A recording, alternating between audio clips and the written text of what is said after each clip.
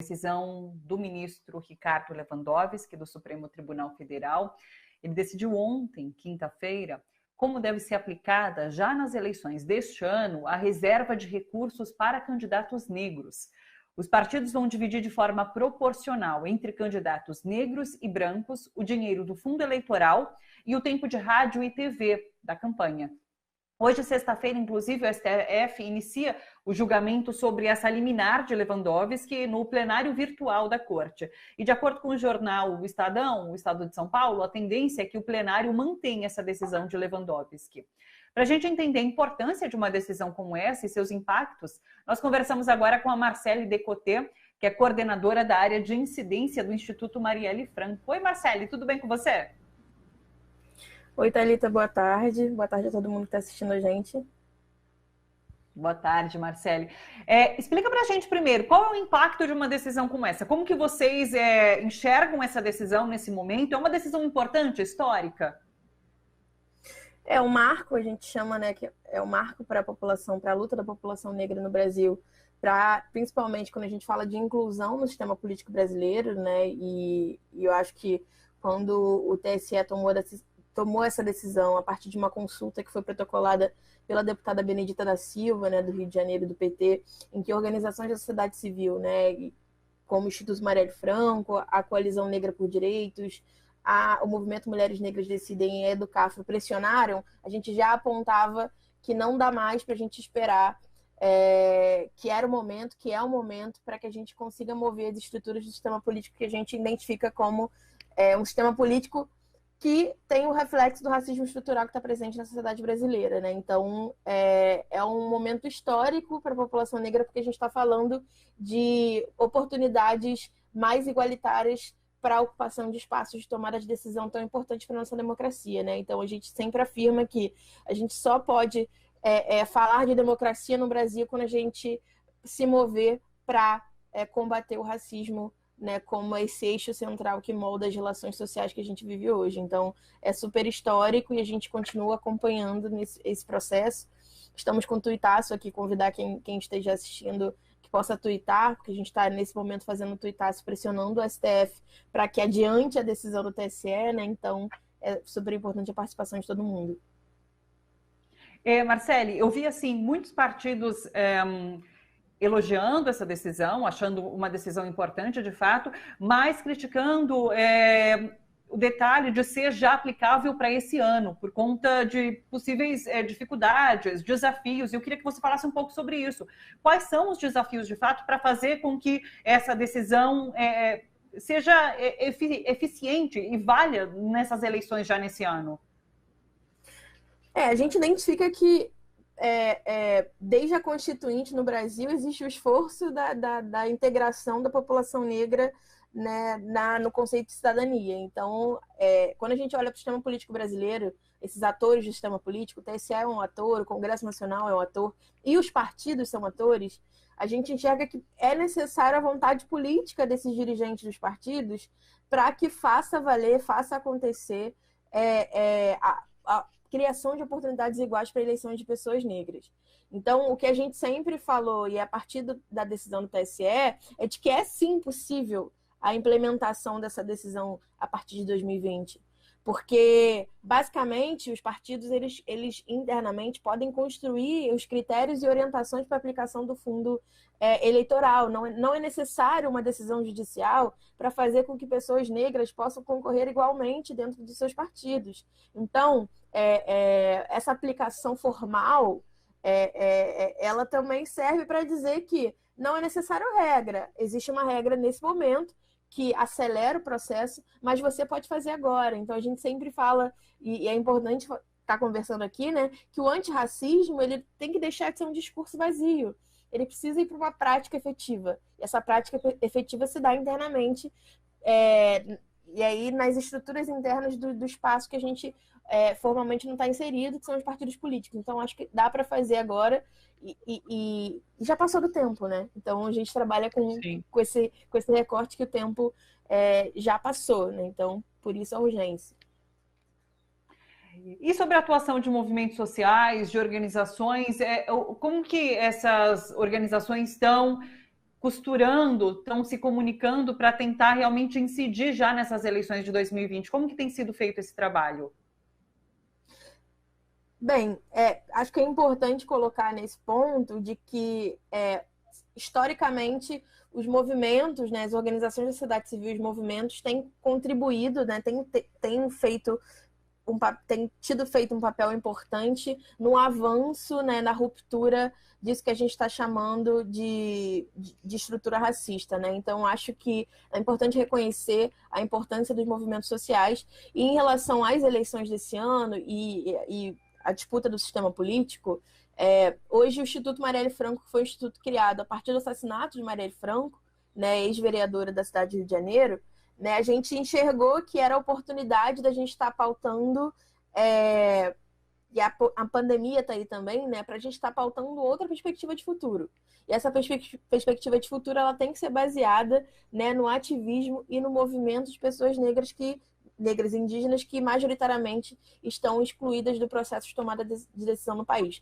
Então, a gente, enquanto organização da sociedade civil, junto com outros muitos movimentos, a gente se pautou um pouco na oportunidade e possibilidade de a gente estar disputando um novo futuro, né? Então, a gente lançou agora a Agenda Marielle Franco, que é uma agenda de compromissos e práticas para candidatas, candidatos e candidatas, para que esses possam se comprometer com política, porque a gente também acha que a política ela é programática, ela tem pontos, ela não pode ser uma nuvem, né? Quando a gente fala de política, a gente precisa apontar caminhos, então a gente construiu essa Agenda Marielle Franco, a gente espera, né, até agora, mais de 300 candidatos do Brasil todo já se inscreveram, já se comprometeram, então a gente espera também que a agenda seja, né, uma ferramenta de monitoramento, assim, né, de participação social. Acho que a política hoje no Brasil, ela foi muito mudada, né, a partir de várias complexidades da nossa realidade, né? As pessoas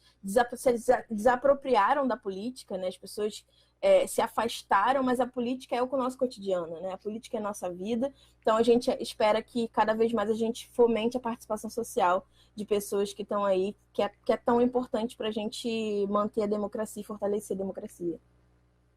Claro. Eu vi uma entrevista com o diretor do Instituto Luiz Gama, o advogado Camilo Onoda. Ele falou que essa decisão agora é um ponto de partida, mas o que a gente precisa continuar discutindo para que haja uma mudança efetiva são questões culturais e econômicas. Que eu acho que vai um pouco nessa linha do que você está falando, dessa luta antirracista que precisa ser modificada na nossa sociedade para que a gente possa mudar também a política como um todo. É por esse caminho mesmo?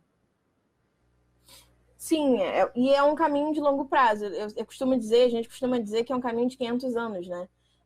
É o caminho que a gente está na trilha ainda. Então, é importante ressaltar que é uma decisão histórica importante, mas que ela não acaba por si só, né? Não acaba aí. Então, a gente tem o objetivo e a trilha na frente de incidir na lei de eleições, que é a lei de eleições de 97, que é a partir do Congresso Nacional também. Então, acho que essas decisões, essas vitórias do cotidiano, no TSE, agora no STF, se isso se formalizar, a gente vai criar um cenário positivo para o avanço a longo prazo, o avanço mais estratégico, que é o avanço realmente que a gente quer, que é da sociedade. Né? Então, a gente está utilizando essas ferramentas para chamar a atenção de uma questão que é uma questão estrutural, né? Que é a ausência, a subrepresentação negra na política brasileira. Somos 56% da população e a gente não vê isso representado nas câmaras, no Congresso, no Senado. Então, acho que é importante a gente estar levantando que isso é uma questão de todo brasileiro e brasileira, não só da população negra e indígena, né? A partir dessa decisão e por conta desse momento que a gente vive, de tornar tão evidente essa luta antirracista, discutir essa luta antirracista, você acha que há possibilidade de mudança nesse cenário político agora a curto prazo, já para o ano que vem, por exemplo? Eu acho que sim, a gente vem, e aí falando do próprio Instituto Marielle Franco, da Marielle Franco, acho que em 2018 a gente, apesar de derrotas muito explícitas, né, no campo da política, a gente também viu um avanço, né, da ocupação, né, de pessoas negras e negros na esfera institucional. Então, eu acho que a gente vive uma onda, que é uma onda que não é só do Brasil, é uma onda global, né, de disputa e que eu acho que a curto prazo vai ter sim algum resultado. A gente entende que é um trabalho de formiguinha, né? Então cada organização, cada movimento, cada pessoa está fazendo a sua parte, e aí, olhando para o todo, a gente enxerga o eixo da coletividade, né? O eixo do centro, que é o movimento junto, né? Andar junto, conseguir junto, conquistar junto. Então a gente enxerga que sim, a curto prazo a gente vai ter algum resultado, mas como você falou, né, Thalita, é um processo, e é um processo que está durando 500 anos e ainda vai seguir, e é um processo que a gente depende de todo mundo. Então acho que a gente está caminhando devagar, mas a gente está indo, né? Só a gente olhar os números, né, e ver como os números eles estão mudando a cada dia, né? E a própria oportunidade de a gente estar discutindo isso aqui. Você é super nova, né, Marcele? Eu queria saber se você vê essa possibilidade, inclusive, de renovação na política nesses próximos anos. A gente tem visto muitos nomes surgindo, muita gente sendo bastante ativa nas redes sociais e conseguindo realmente se divulgar, né? Antes eu acho que isso não era possível. Você vê possibilidade também de uma renovação na política? Sim, total. Assim, eu tenho 26 anos, né? Tenho 26 anos, estou nesse processo de atuação em coletivos de favela e periferia também, além do Instituto. E eu enxergo que cada vez mais a gente está conseguindo se ver, né? Se sentir representado. Então, acho que é um movimento natural do engajamento da juventude, dessa juventude que hoje está aí em xeque, porque quando a gente fala de perspectiva de futuro, a gente está falando da juventude. Então, eu acho que cada vez mais essa juventude está engajada entendendo a importância do movimento coletivo de ocupação dos espaços. Então, não é só na política institucional, mas, né, de frente na mídia, né, de frente de empresas, de frente de outras grandes ações que estão aí acontecendo pelo mundo. E eu super acredito que eu acho que é necessária a renovação política. Não dá para a gente falar de mudança se a gente não falar, né, desses corpos que estão aí emergindo e estão liderando as mudanças tão necessárias para a gente continuar a existir, né? Então, super. Perfeito. Essa é a Marcele Decoté, coordenadora da área de incidência do Instituto Marielle Franco, participando com a gente. Marcele, muito obrigada pelas informações importantes que você traz aqui para a gente. Até uma próxima. Um beijo e uma boa tarde para você. Tchau, Thalita. Obrigada a todo mundo.